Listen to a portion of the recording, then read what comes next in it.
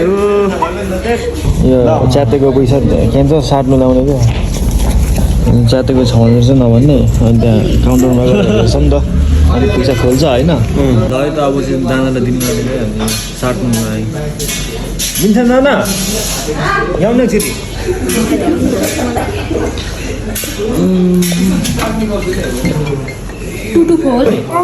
किन दिएको सुरुमा